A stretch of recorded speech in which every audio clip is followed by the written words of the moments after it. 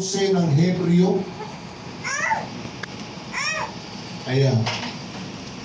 Nakita na ni Sister Alvin. Pakinggan po ninyo, lalo na tayong mga kabataan. No? Kung umawit kanina mga kabataan, pakinggan ninyo ang nabibig.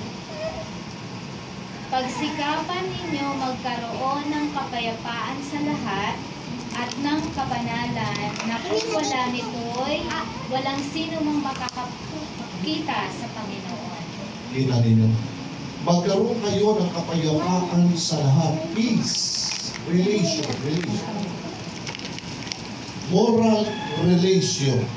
Pakikipag-ugnayan natin sa kapwa. Sa loob ng church, the members, kapayapaan natin at relasyon natin sa labas.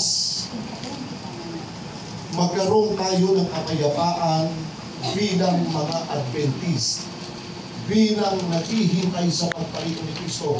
We have a peace of mind and peace relation sa ating kapwa. Hindi ba rin na sila magalit sa atin basta wala kang ginawang masama? Basta ikaw ay peace person, mapagpayapa.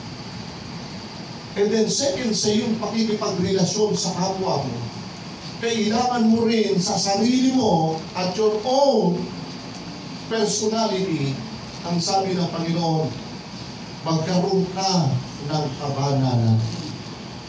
Yung ginamit na word na holiness doon sa Hebreo na binasa ni Sister Pat, ang ginamit mo roon sa salitang Grego ay hagiasmos o hagiasmos o hagiasmos sa Grego. Inalam ko maigi, ano ba ibig sabihin ng hagiasmos? Na isinalit ito sa English version na holiness. Alam niyo ba kahulugan pala nun? From Greek mula sa English version. Ang kahulugan pala ng salita ng holiness, magkaroon ka ng holiness, ang ibig sabihin pala ng mga kapatid, consecration.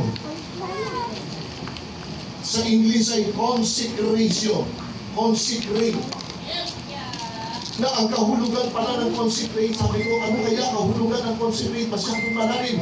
Ang kahulugan pala ng consecrate ay buong pagtatalaga mo sa Diyos. Buong pagpapasakop natin sa Panginoon. And that is the word hagiasmos, na ang kahulugan ay holiness, na ang ibig sabihin, pagpapakapalan mo, buong pagpapasakop natin sa Diyos.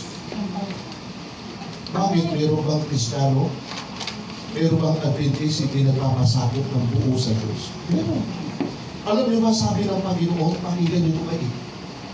Nang nangangaral si Kristo, ang sabi ng Panginoon, ang sabi ng binata, Panginoon, ano ang gagawin ko para kami makarating sa buhay na walang hanggan? Ang sabi ng Panginoon, iibigin mo ang Diyos ng ano? Buong puso, buong kaluluwa. Love your God with all what? Your heart. Your heart. Kailangan ng Diyos yung puso mo. Hindi ba pagka lalaki, pagka naliligaw sa babae? Do you love me? With all your heart? Hindi ba? Sabi na, tumitibok ang puso ko, mukhang umiibig ako. Sister Maylene. Sa akin, nagpapatibok yung kami eh. Kaya kami sumulat ang awit eh, atin eh. Diba, sabi nung isang mga awit eh, paligero yata yung Sana umawit. dalawa puso. Sana dalawa ang puso ko, hindi na sana nalilito. O diba?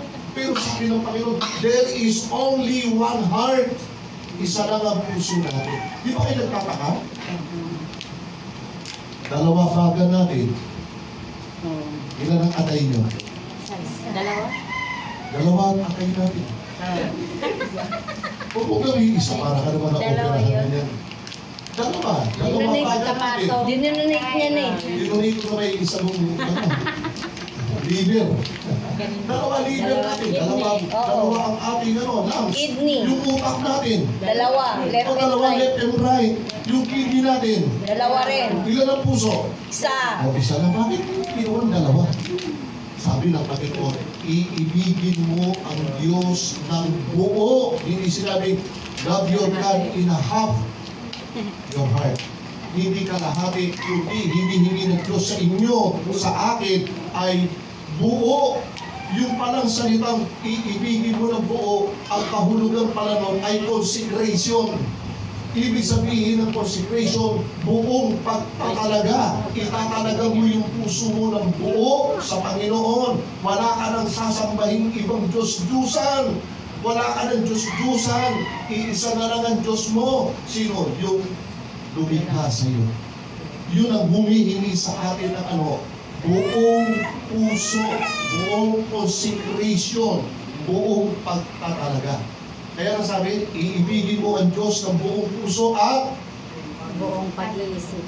biro, buong pagkatao mo, iibigin mo ang Diyos. Ibig sabihin, ipasasakop mo ang sarili mo sa Diyos. Kaya nga nandito kayo Nandito tayo, sumasamba tayo sa Diyos sapagkat pinasasakop natin ang ating sarili sa Diyos na lumikha sa atin.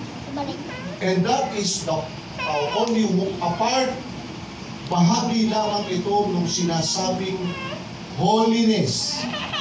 Yung pagsimba natin dito, hindi pa ito ang kabuuan ng holiness. Bahagi pa lang ito. Yung pagsimba natin. Bahagi pa lang ito. Hindi pa ito yung buong consecration. Bakit? Paglabas mo ng simbahan after the Sabbath, o bukas, linggo na, paano yung buhay natin kinabukasan? Consecrated ka ba? Yes. Sako pa ba tayo ng Panginoon? Yes. O baka nararamdaman lang natin banal tayo pagkasabado lang? Ang totoo nga yan Hindi nga napipil ng iba na banal ng araw na ito Bakit? Tignan nyo, puno tayo. Mamayang hapon, ilan na lang matitira? Wala na. Sa simbahan. Puno-puno sa umaga Bakit? Sa umaga, pil na pil natin. Banal tayo. Bakit? Sabi ng iba, today is the Sabbath day, the holy day. Banal ngayon. Banal ito sa Panginoon. Oo nga, banal. Paano binabanal ng Diyos ang araw ng pagsamba sa Kanya? Sabi ng Panginoon, inyong ipangingili ng aking Sabat mula sa paglubog hanggang sa paglubog ng araw, sunset to sunset. Nung ako'y nagsisimba noon sa Katoliko, isang oras na ng simba namin. Pagkatapos ng, panahon ko to panahon ko. 70s, paglabas namin sa simbahan, yung lolo namin pwede na magsabog. Yung mga ibang kapitbahay namin makatapos magsimba, banal na sila. Pag-uwi, pwede naman inuman. Kaya